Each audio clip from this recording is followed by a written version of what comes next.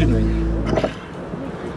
I am joined by our Mayor Brandon Scott, our Council President, Nick Mosby, Deputy Commissioner of Operations, Cherie Briscoe. I'm also joined by our officer's sister, LaWanda Sykes, and her mother, Karen Eady, and her two daughters, Dr. Scalea from University of Maryland Medical System.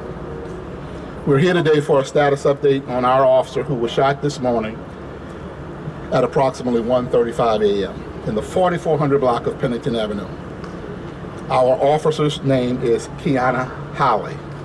She has been with the department for 2 years, and at the time of the incident, she was at her designated post in a high crime area of the Southern District working a midnight patrol shift. She was where she was supposed to be, doing what she was supposed to do. Our prayers are with Officer Holly's family, her loved ones, her co-workers, and the entire community. We've met with the family, and we are providing them with all the resources that are at our disposal. I would like to thank all of the officers, in addition to our crime lab personnel, our federal, state, and local law enforcement partners for their tireless efforts in making sure that we get justice for Officer Holly. BPD's Officer Safety and Wellness Section has also been working diligently to support all of our officers since early this morning. I am incredibly proud of all of the members of our department for the professional manner in which they conducted themselves. Police officers have an extremely difficult job under any circumstance. They risk their lives daily in order to keep the community safe. No officer should have to experience a day like this one. Our officers who need assistance to work through this traumatic episode are being given the support and time they need to sustain and strengthen their mental well-being. But I can assure the community that we are continuously covering the needs of the Southern District where this incident occurred, as well as the city in its entirety. We are all 24/7, all hands-on-deck operation. At this time, I would like to give a brief overview of where we are in the investigation. Now, please remember that this is an ongoing investigation, and we want to make sure that the integrity of the case is maintained so we can get justice for this horrendous act. Upon learning of the officer's condition, homicide detectives took over this case and are leading the investigation. A thorough and extensive area canvass was conducted based on video footage that was recovered. A vehicle of interest has been identified. The vehicle has been located and is now in our custody. Detectives are currently interviewing several individuals potentially connected to this investigation. The community has also assisted in our investigation, providing information pertaining to this incident. And our investigation is still very active and still very fluid. So I want to thank the community for their outpouring of support. And I want to thank our federal, state, and local partners for their investigative resources as well. We're also still processing forensic evidence related to this investigation, and our Science and Evidence Service Division is working tirelessly and diligently alongside our investigators. There is now currently a $59,000 reward which is being offered for information leading to an arrest and charges being filed. So I want to thank the FBI, the ATF, the Marshal Service, the Fraternal Order of Police, and Metro Crime Stoppers for offering their financial resources for this reward. You've all heard me talk about the culture of violence that pervades Baltimore. This incident is just another tragic reminder. Life is precious and sacred, but unfortunately there are those who have no regard for it. BPD is committed to the preservation of lives for all of our citizens. Our officers are working around the clock to bring justice for all of our victims of violence. We are asking anyone with any information to please contact detectives at 410-396-2100, or you can call Metro Crime Stoppers at 1-866-7-LOCK-UP. At this time, I'm going to turn it over to Dr. Thomas Scalea, who will provide you with an update on the officer's condition. Good evening. Since we last met early this morning, Officer Holly has undergone operative therapy for her injury. She is up in our intensive care unit. Her injuries are life-threatening. She's critically ill. She remains on full life support measures at this time. These are injuries that are going to evolve over some time. This is not going to be a quick fix. And I can assure you, as we do every day, we are bringing our A game here. She is getting everything done that we possibly can do. We're the Shock Trauma Center, that's what we do. We will be we'll be there with her, with her family, with the city, and with the police department until this is over, and we'll continue to do the best job we possibly can. Thank you. Good evening, everybody. Let me first off start by saying every woman and man who makes the honorable decision to join the Baltimore Police Department is ultimately called to a perfect mission. And that mission is to protect and serve the citizens of Baltimore. But we have to be very clear that that's more than just a job, because there is absolutely no greater love than to risk one's life for someone else's each and every day. Personally, I am outraged, disgusted, and heartbroken all at once. And we will continue and know that BPD is tirelessly working to gather more information on this cowardly attack. But this is what I do know. I know that Officer Holly did not deserve this. Officer Holly's loved ones and families don't deserve this. Our city, that community, does not deserve this. No child should have to ask, where's my mother? No mother should have to ask, where's my daughter? No sister should have to ask, how is my sister doing? And for those who may know who did this and aren't saying anything, if this may be your son or your daughter that did that, imagine if they were asking that about you. Imagine the pain you will feel when your child is asking where you are and how you're doing, because everyone's afraid to tell you there's something this tragic has happened. That's what folks have to be thinking about right now as they sit at home, because we know more information is out there, and we're greatly appreciative to all the information that we've gotten, but we know that we need more, because Kiana is a hard-working mother. And I think it's important, Mr. Commissioner and family, that everyone knows this. And like hard-working mothers do, especially around this time of year, she volunteered to work overtime last night in the area where we know we're experiencing violence in the city, because she is a public servant and she's dedicated, entirely dedicated to her job. She is a beloved colleague, mother, friend, and sister and daughter. I had the opportunity to talk to Kiana's co-workers in the Southern District today, who despite this tragedy, despite their trauma, their pain, their anger, their sadness, are still committed, not only to making sure that we find out who's responsible, who did this act to Kiana, but to continue the mission of making the Southern District and Baltimore City safer. And I want to thank them for their commitment to our city, for what they do each and every day, what they do when people aren't looking, what they do in the darkest hours of people's lives. I want to thank our detectives for the great work that they have done thus far, and that I know they will continue to do, because they will bring these people to justice. We are also very grateful to the support that we see from Anne Arundel County, from our state partners, our federal partners, who will all have an outpouring of support for us. And we know that this is not over, and that we have to do another check in ourselves, in our community, to say, who knows something? Do you know something? Does someone that you know something? Because we have to bring this family some peace for this public servant who risks her life each and every day, who went above and beyond the call of duty. And for us in our community, especially the men, we have to really look at ourselves in a different way. When we have people who are shooting women, and then we just move on and allow them to come back into our homes. We have to check ourselves. I, as the mayor of Baltimore, remain committed to doing every single thing within my power to make this city a better place.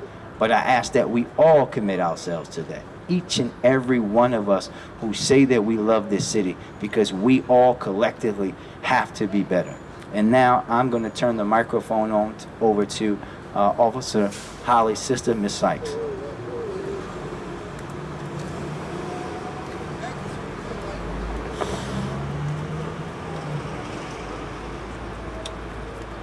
My name is LaWanda Sykes. Kiana Holly is my baby sister. What I need this city to know and understand is before she was a police officer, she's a mother. She's a daughter. She's a sister. She's a woman. She took on this job. She took on this responsibility. This has been a lifelong goal of my sister, to serve the Baltimore City Police Department. My sister dedicated herself to this job. She went in early. She stayed late. She spent countless hours away from her children to serve the community in the Southern District. I am going to ask you, if you have an honest, decent, empathetic bone in your body, that you speak up and say something. Come out and say something. The person who did this to my sister, you are a coward. You tried to snuff her and take something that you can't. She is stronger than you will ever be. And the force behind her is stronger than you will ever be. You didn't take anything. You just made us realize how much she's needed, how much she's loved, how much she's appreciated. She left out of that house every day and dug her feet into the dirt to serve this city. She deserves better. And I ask that you come out and say something. You know something. You've seen something. Say it confidentially. Call somebody and let somebody know. Don't leave my family hanging. We got to do better in this city. Baltimore, we are killing ourselves. It should not be like this. I should not have to explain to my children why they can't go outside. Why you can't go to the playground that you look at every single day. My children don't know what tag is.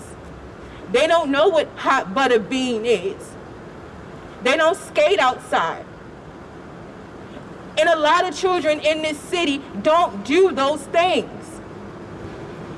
Allow us to continue to be mothers and raise our children in a safe environment. This has to be where it stops. At some point, this city has to turn around.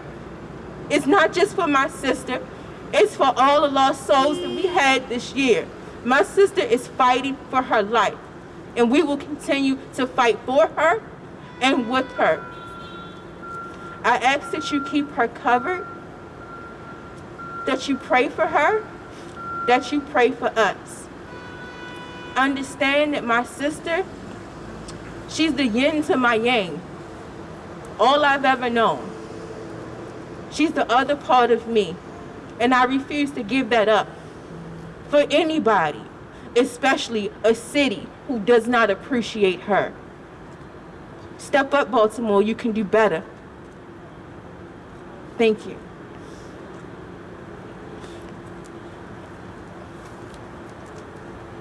Thank you, LaWanda. Thank you for your strength. Thank you for your courage. Thank you for being a model. We certainly will be continuing to pray for you and your entire family, and this entire police department, this entire city. Amanda? This time, Amanda will guide us through a few questions.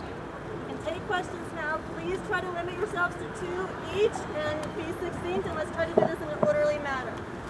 Go ahead, hand up in the back. I know you said you recovered a vehicle. Have you recovered a weapon? Well, that's part of the investigation. Investigators have recovered a vehicle that we have in custody. We have applied for a search warrant and are following the protocols to facilitate searching that vehicle and all of the things that go along with recovering evidence. We cannot say what we have recovered yet. We're still in the process of much of that work. And Gentleman in the back here. this may be a question for the doctor. I know that you said her injuries are going to increase over time. Are you able to say where she was shot on her body and why those injuries will increase? Yeah, the family's asked me not to get into the specifics of her injury, so I really can't. It's just that they're significant and they'll take a while to get well. Yes, sir. We heard from both the mayor talking about men and women. We heard the sister say, let my sister do her job. Is there any indication as to what may have caused this? You said she was in the place she was supposed to be, a specific place. Is this domestic? The information that we have right now suggests that it is not domestic, that this was a heinous, violent, cowardly, apparently very targeted act. So we do not have information to support that it was domestic. Right here, right here. You just said it was a targeted. Was she targeted? That we don't know. What we know is that there was an individual, maybe more, who fired weapons into that car. I mean, you can clearly tell it was a police car. You can clearly tell it was a police officer in it. And because of that reason, I chose to use that word. And do you believe she knew that she is the husband? There's no way for us to know that at this time, and there's no information to support that at this time. Over here. Yeah, so just clarify, if they hadn't known each other from like a previous stop or engagement at all? Well, we don't have information right now about the name of a person responsible. What we know is that someone fired into that weapon. There's no way for us to know at this point if she would have known her assailant. And then, sorry, you said you were interviewing some people. Do you have anybody actually in custody for this right now? Police are conducting interviews at the moment based on information, based on video, based on citizen information that has come forward. We are in the process of interviewing a number of people that will lead us to information of who's responsible for this. Right here. Up front. Where was the vehicle located, and can you walk us through the narrative? Was this caught on CCTV camera? Was this caught on video? How do you know this vehicle was involved? There's some portions that we have information and we have video of. The actual shooting incident is not actually caught on video, but we have enough information on video to support knowing about the vehicle that we now have in custody. She apparently was in a parked position near a building, and after the rounds were fired and she was struck, the car went from a resting position, she went mobile and then crashed within that block. Where was the car? Any thoughts on the gang activity around 12th Street, 6th Street, Capsico, Pennington? There's been a number of shootings and things. And I'm thinking that could be related to this. Well, there's always information about that. Detectives are working through this case and other cases and all information to try to ascertain if there's any connectivity to any other crimes of violence that would have been committed, not just in that area, but in any other area. That's an ongoing part of this investigative process. This question here. This is for the- and then over there. Go ahead. This is for the mayor, Mr. Commissioner. Thank you so much. Mr. Mayor, you kind of touched on it earlier. First of all, so many people around here are on social media praying for this, whether it's family and that kind of thing. You kind of touched on it earlier when you talked about pretty much another example. We talked to a store owner that said if the police aren't safe, how are we supposed to feel safe? What do you say to those people who say this is just another example of crime, in their words, being out of control in the city and your crime plan is not working? What do you say? The first thing I would say, Keith, is that at some point you and your station have to have some decency and respect for this family and this officer. You guys have to quit with the propaganda for at least one day and understand that this is a tragedy. And as I say to you all the time, every time someone is shot or killed in our city, it's a tragedy. We have to understand that. But what I think is the most important thing you're going to hear today is that this person dedicated their lives to the city, to her city. She is a mother. She is a sister. She is a daughter of folks who literally risk their lives every day for this city. And what you have to understand, and I want to say this again for you, is that this is exactly what we're talking about. The individuals, the cowards that did this, they don't care about any of the things that you're talking about. They don't care. They don't care that it's a police officer, obviously. They don't care about gun laws, obviously. And that's why we know that we have to root that culture out. We have to root those people out. And that's why we're going after these people for this family. That's all that matters right now today, is that we are focused on making sure that this family, that community, gets the service that they need, like every other homicide victim does, because we have the best homicide detectives in the world. Mr. Mayor, Thank you. with all due respect, Mr. Mayor, people do care. Whether I don't want to make this a personal thing between you and the media. I'm really trying to get the answers for some people who, in fact, say that they feel like the city is not safe. They feel like the crime plan is not working. What do you say to those You're again. I've answered the question, Keith, and your station doesn't have the ability to not make things personal. This is about our officer today, right? And what we are going to say continuously is that we know that Baltimore has had this disease. Dr. Scalea has been doing these press conferences most of my life, unfortunately. And I know you've been here. And you have to understand that while we're going to work every day to make sure that these things change, we also have to understand that people, especially cowards like this, are going to do what they do regardless. It's our responsibility to make sure that they don't continue to do it, and that's what we're going to do. Thank you. So this is for the commissioner. I can't see you. Commissioner, is it normal for police patrol cars to be riding solo? And if it is, are there any plans on doubling up going forward? It is normal. It's actually a national standard practice for the single officer car concept.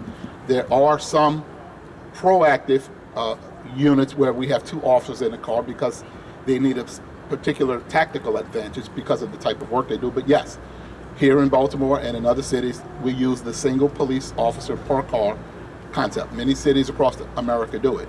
And there are not enough officers to double up to put in every single car. And we lose the tactical advantage of being able to be in more places at the same time. Can you say where the vehicle was located? It was located in the same block. I can't be specific about exactly where it came to land. And then the video footage. The one you guys took. That's part of an investigative process. I believe that's more of a trial question that should be answered in trial. We don't want to prejudice the case or contaminate it by talking a little bit too prematurely about things that are actually supposed to be talked about at trial. As far as the surveillance footage, was it doorbell camera or was it like business surveillance or a combination of both? That's the same question. Let us just say that detectives have been scouring the entire neighborhood to collect as much video as we possibly can, and from everyone who would be willing to give it to us, that has been working well, and that's what has led us to where we are now. But now we need more. Those of you who are out there who know something, have video, heard something, please call us right now. Last question, come up here. Because this was a targeted attack on a police officer, have you put out a memo?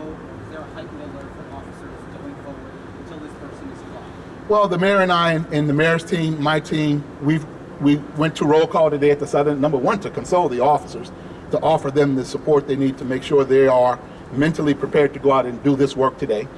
And there is a heightened alert because one of our officers was shot. There's no need for me to say beyond heightened alert. The officers themselves know to do that. Now, we put out a memo to our officers earlier today internally, just explaining what happened before we came to talk to you, so that they would hear it directly from me first before they heard it in the news. Our officers are struggling across the city, not just in the Southern. One of our own is fighting for her life. And what I can tell you is that I'm proud, and I think our mayor and our entire leadership team is proud of the way this department has responded and has held up in a much different way than it would have many years ago, but have responded spectacularly. We expect nothing less, and we hope to very soon be able to come back to you to talk about justice for this family. Thank you. Thank you. Thank you, everybody.